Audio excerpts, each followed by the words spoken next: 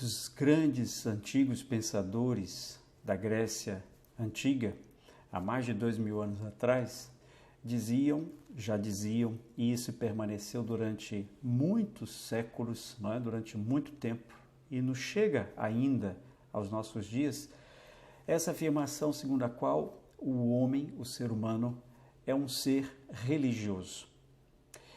Nas últimas décadas, nos últimos anos, tem-se preferido falar que o ser humano é um ser espiritual.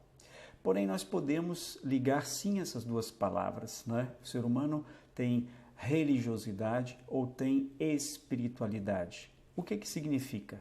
Não significa, em primeiro lugar, ter uma religião. Isso significa que nós fomos criados com uma abertura à transcendência. E isso nos faz com que nós sejamos pessoas que têm uma capacidade de um recuo e de uma certa elevação para além das condições físicas, materiais que nos circundam, nas quais nós estamos. Isso faz também com que tenhamos uma capacidade de olhar à nossa volta, olhar todas as coisas e não nos deixar estarmos simplesmente fechados por elas. E assim poder também avaliar, julgar, pensar e, por isso, também rezar, orar, né? Se dirigir a Deus, segundo também a prática de cada um de nós. Nos dirigirmos a Deus para que nós possamos também ver as coisas por um outro ângulo, se a gente pode dizer assim, e eu diria, esse outro ângulo é o olhar de cima, é um olhar superior, não é?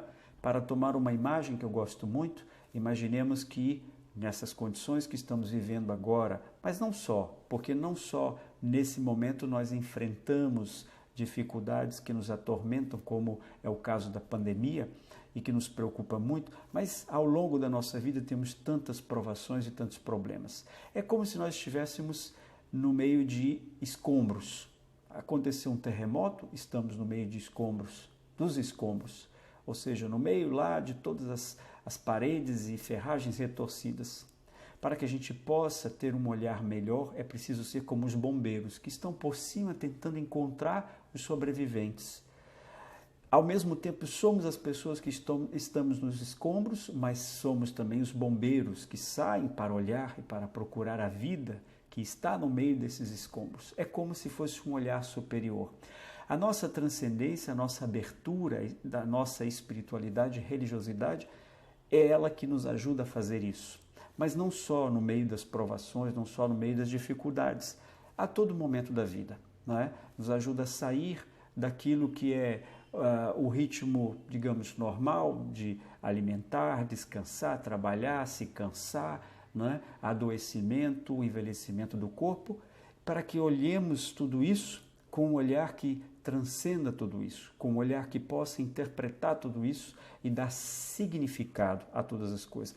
Espiritualidade e religiosidade talvez seja isso, essa capacidade de achar significado, encontrar o significado em todas as coisas.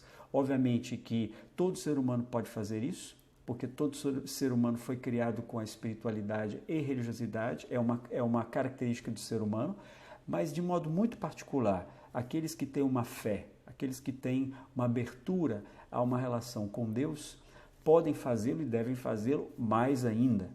Então, que isso seja para nós um convite importante nesse momento em que nós nos encontramos, mas também ao longo da nossa vida, da nossa caminhada.